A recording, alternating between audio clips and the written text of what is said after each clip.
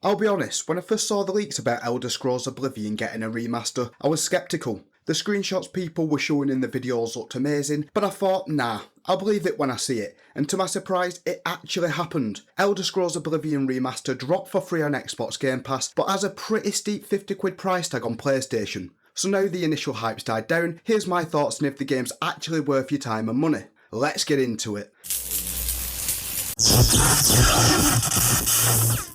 Straight off the bat, this remaster completely exceeded my expectations with how good it is. Not only does it make other remasters look bad, it actually tanked modern AAA RPGs like Avowed. Put it this way, earlier this year I reviewed The Thing Remastered. Now, I really enjoyed that game, it gave me great nostalgia vibes and I had fun playing it, so if you've not seen that video, go check it out. However, Elder Scrolls Oblivion makes that game look like shit. You gotta be fucking kidding. They didn't just give us quality of life improvements and call it a day, the devs gave the game a complete graphical overhaul, updated game mechanics, a new game engine, improved character models and animation, they even recorded new voice lines. Virtua Studios went above and beyond with this game. They really blended the line between a remake and a remaster, and they did it in such a perfect way. They didn't even try changing the story or anything like that, just the game we all loved as it was, with the DLC but modernised, and the devs absolutely smashed it. The best change for me was in the character creation section. Now, people who didn't play the original back in the 360 probably won't know this, but in the 2005 version, the skills you chose in character creation really mattered, as you could only level through leveling those specific skills, and it made the game a proper ball ache if you chose the wrong skills or wanted to try a different build. Luckily in the Oblivion Remastered you don't need to worry about that, you can level any skill you want regardless of what you choose at character creation and it'll still contribute to your overall leveling. So don't do what I did and restart the game 6 times trying to make the perfect build, because honestly it doesn't matter. By level 30 you'll have most things maxed out anyway.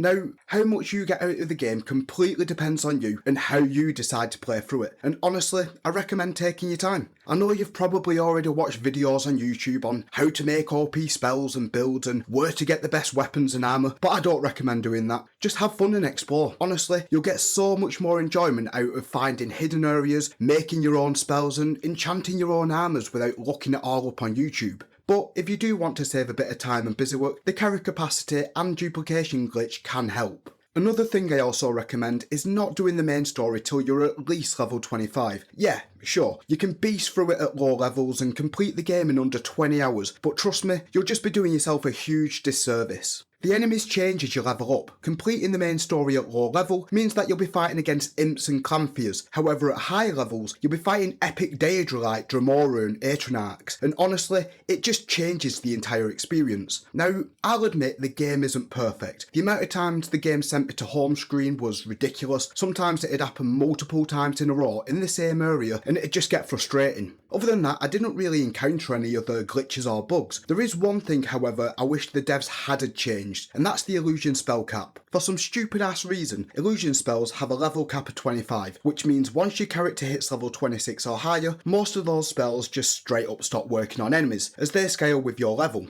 As for the combat, like I said, it's had a huge overhaul, and I'll admit, it can get pretty challenging once you hit the higher levels, especially if you're not running a stealth build. Because let's face it, if you're running stealth, you'll probably find the game ridiculously easy. And I don't mean slightly easier, I mean game-breakingly easy. You don't even need to level stealth that much either. Just slap some chameleon sigil enchantments on your armour so it's over 100% and boom, enemies will never see you. You can literally walk through the dungeons untouched and speedrun most of the game. But again, it all depends on how you want to play, and that's the beauty of it.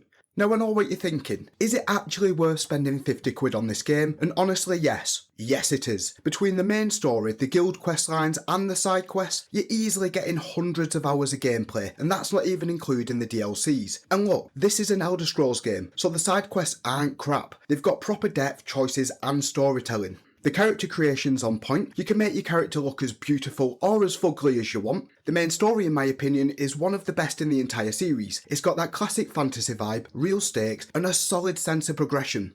And the graphics, mate, the game looks stunning. It easily holds its own against modern AAA RPGs, and keep in mind, this isn't even a full remake, it's just a remaster. That alone is mental. So whether you're sneaking round as a stealth archer or bringing carnage as a battle mage, if you like RPGs, you're gonna have a damn good time. Overall, I had a great time with this game. I used to tan Oblivion back in the day, and for anyone that played the original, the nostalgia hits hard. But honestly, even if you've never played Oblivion before, it's definitely worth checking out, whether it's for the story, the exploration, or just causing chaos. If you like RPGs, you're gonna have a good time with this game. But what about you? What are your thoughts on the Oblivion Remaster? Have you played it yet? And what do you think of the 50 quid price tag? Let me know down in the comments, and if you could do me a solid by liking and subscribing, it'd be much appreciated. Also, if you like live stream gameplay, then check out my Twitch, as I'm currently looking for a Discord admin, so if you're interested, join my Discord, send me a message, links are in the description. I hope you all have a great week, and thanks for watching.